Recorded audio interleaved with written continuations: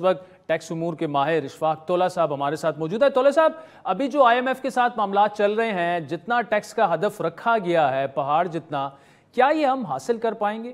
बिस्मिल्लाहिर्रहमानिर्रहीम। Thank you Adil.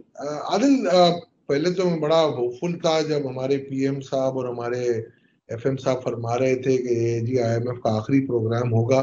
PM तो अभी भी उस बात पे कायम है, बट FM साहब ने ये कह दिया कि जी अब हम अगर टैक्स कलेक्ट नहीं कर पाए तो ये IMF का आखिरी प्रोग्राम नहीं होगा।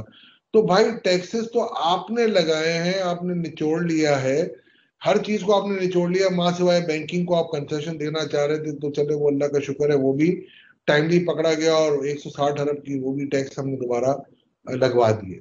तो अब अगर इसके बाद अगर आप ये कहते हैं कि टैक्सेस कलेक्ट नहीं हो पाएंगे, मतलब तो ये हो रहा है, तो इसका मतलब ये तो हम कंसीड कर रहे हैं कि मैं टैक्स कलेक्ट नहीं कर पाऊंगा और मैं समझता हूँ कि IMF का आखिरी प्रोग्राम नहीं है।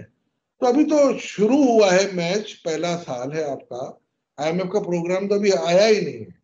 अभी तो बजट आपका फोर्स हुए हुए सिर्फ 8 या 9 10 दिन हुए आपके।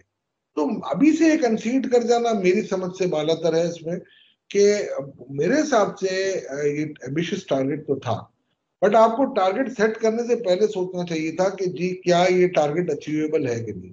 और अगर ये नहीं था तो आपको IMF से नेगोशिएट करना था और मजीद हॉरिजॉन्टल इक्विटी लेनी थी। आपने तो वर्टिकल इक्विटी बनाई है, हॉरिजॉन्टल के भी कुछ स्टेप्स लिए आपने, बट असल जो स्टेप्स लेने थे आपको, जो मिनिमम एसेट टैक्स लगा के एग्रीकल्चर को आपको लाना था टैक्स नेट के अंदर उनके एसेट्स के बेस पे, या तमाम अशराफिया को लाना था।